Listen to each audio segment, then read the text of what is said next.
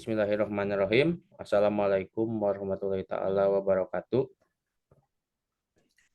Waalaikumsalam warahmatullahi Perkenalkan, wabarakatuh. nama saya Jimmy Fauji. Izinkan di sini saya membuka presentasi, yakni dalam mata kuliah pemahaman peserta didik dan pembelajaran.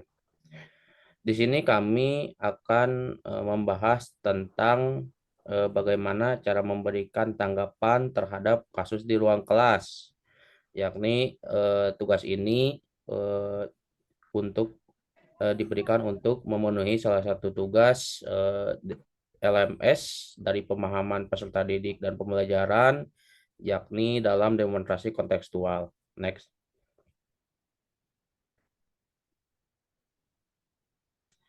Nah, kami di sini terdiri dari 3 anggota dari kelompok praktikan SMPN 14 Bandung, yakni anggota yang pertama Aji Miftah Fauji, yang kedua Anissa Padilla Suryana, dan yang ketiga Jelda Andiati. Next. Nah, di sini akan dimulai dari kasus pertama yang akan saya jelaskan. Bahwasannya di kasus 1, kami di sini mendapatkan kasus bagaimana kami harus membayangkan jika Anda, saya seorang guru matematika di kelas 7 saat ini hendak menyampaikan materi mengenai matematika sosial, yakni mencari nilai rata-rata atau min. Untuk memudahkan peserta didik dalam memahami pembelajaran, Anda mencoba untuk membuat urutan atau langkah-langkah yang perlu diikuti oleh peserta didik agar dapat mencari nilai rata-rata pada sebuah soal. Anda meminta kepada peserta didik untuk mengerjakan soal yang Anda berikan. Hasilnya, peserta didik mampu mengerjakan dengan benar sesuai dengan langkah yang telah Anda siapkan.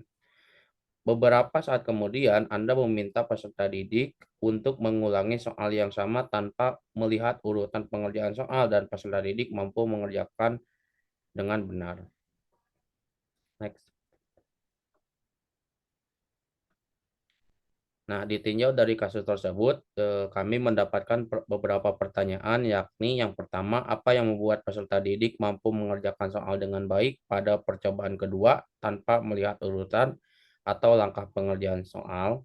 Lalu yang kedua, sebagai seorang calon guru, dalam kegiatan belajar yang seperti apa metode di atas dapat diterapkan? Elaborasi jawaban Anda dengan menyertakan teori yang berkaitan. Next. Nah, ini adalah tanggapan penyelesaian kasus berdasarkan hasil diskusi kami, yakni ditinjau dari kasus tersebut, peserta didik itu mampu mengerjakan soal dengan baik pada percobaan kedua tanpa melihat urutan atau langkah pengerjaan soal karena mereka telah mencapai pemahaman yang lebih mendalam tentang konsep matematika sosial yang diajarkan. Hal ini disebabkan oleh beberapa faktor. Yang pertama, berdasarkan teori konstruktivisme, yakni peserta didik mungkin telah membangun pemahaman konseptual yang lebih kuat tentang nilai rata-rata atau min, serta mereka pertama kali mengikuti langkah-langkah pengerjaan soal. Mereka juga kemudian dapat mengaplikasikan pengetahuan ini dengan lebih mudah dalam percobaan kedua. Nah, lalu yang kedua, latihan dan pemantapan. Adanya latihan dan pemantapan dalam percobaan pertama, mereka telah melihat dan mengikuti langkah-langkah yang benar. Kemudian, saat mereka diminta untuk mengulangi soal tanpa panduan, mereka telah melatih diri mereka sendiri yang membantu memperkuat pemahaman mereka. Lalu yang ketiga, kemampuan berpikir kritis. Adanya kemampuan berpikir kritis dari peserta didik mungkin telah mengembangkan kemampuan berpikir yang memungkinkan mereka untuk menghubungkan konsep yang mereka pelajari dan menerapkan pengetahuan itu dalam konteks yang berbeda. Hal ini yang menjadi alasan bahwasanya peserta didik itu mampu mengerjakan soal dengan baik dalam percobaan kedua. Next.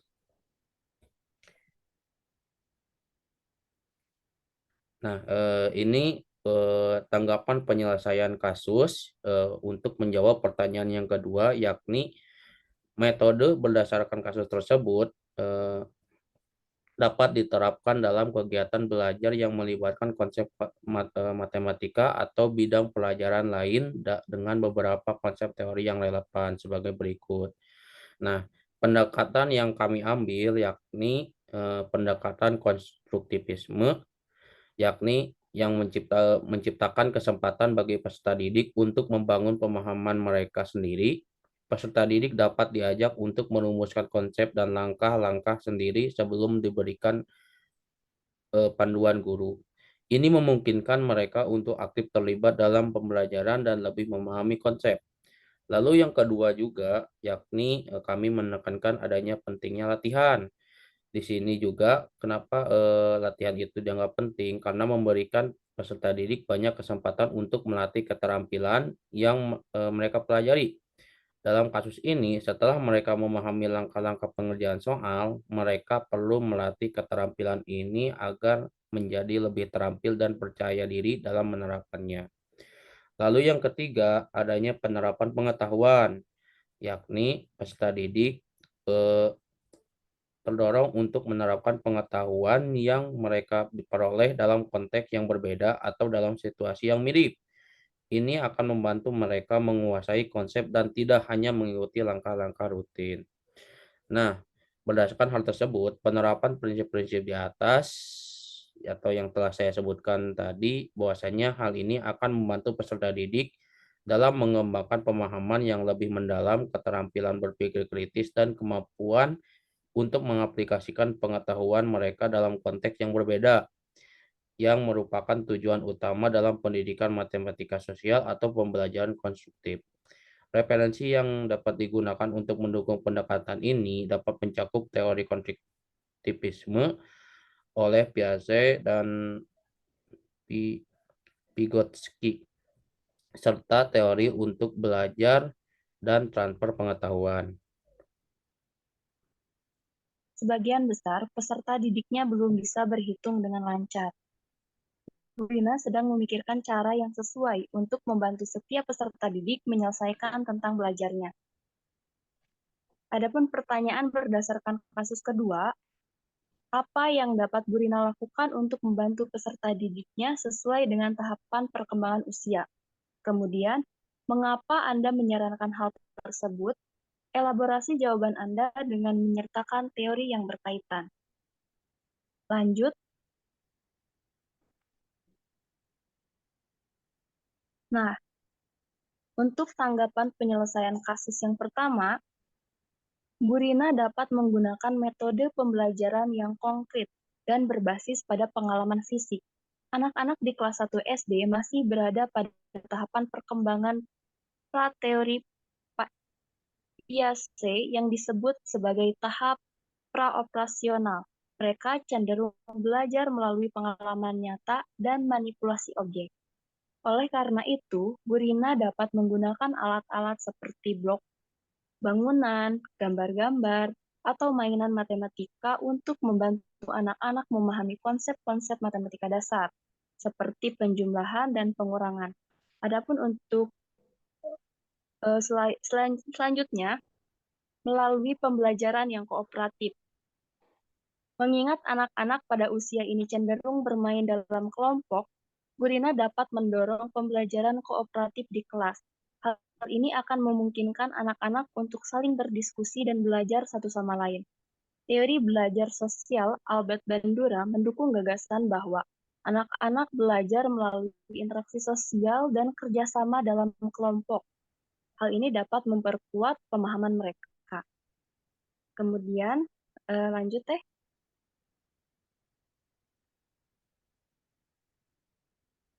Nah, kemudian untuk penyelesaian kasus yang kedua, saran ini didasarkan pada teori perkembangan kognitif Jean Piaget, di mana Piaget mengidentifikasi tahap-tahap perkembangan kognitif dan anak-anak di usia kelas 1 SD berada di tahap praoperasional.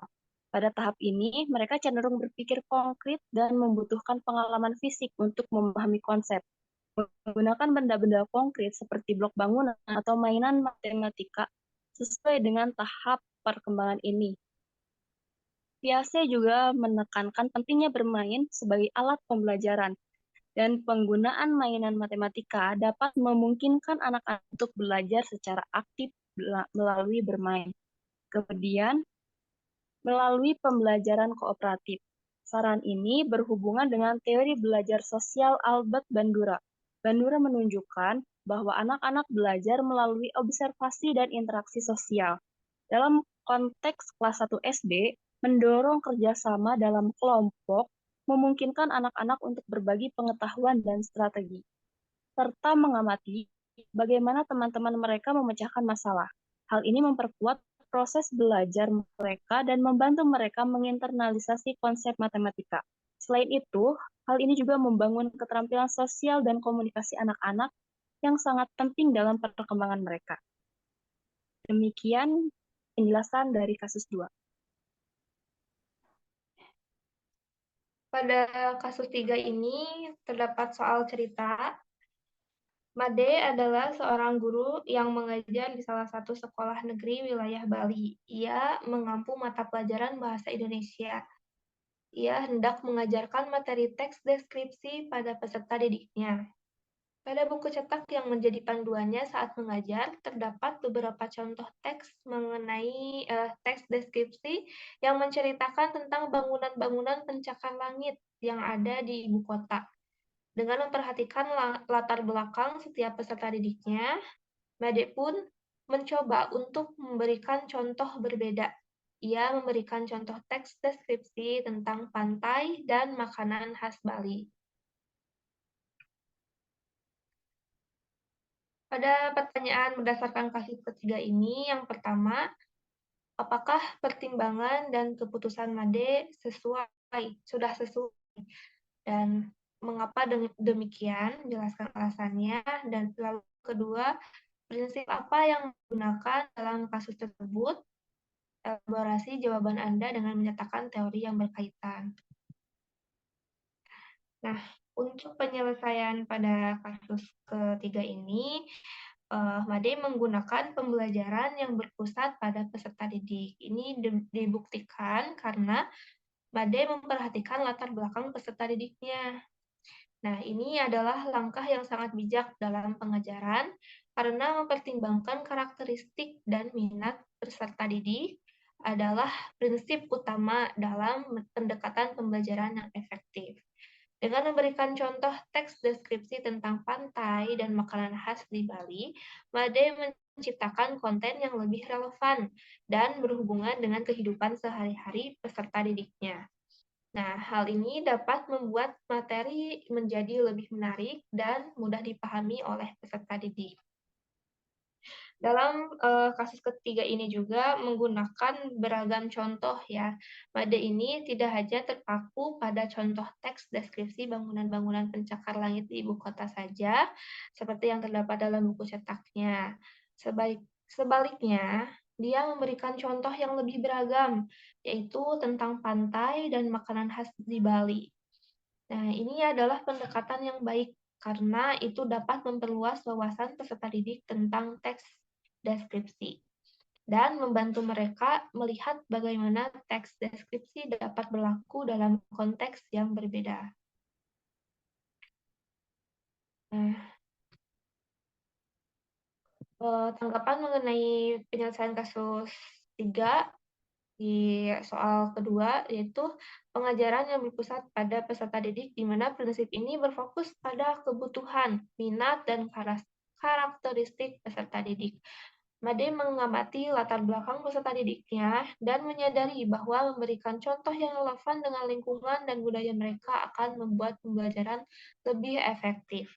Ini sesuai dengan teori belajar konstruktivis yang menekankan pentingnya keterlibatan peserta didik dalam membangun pemahaman mereka sendiri.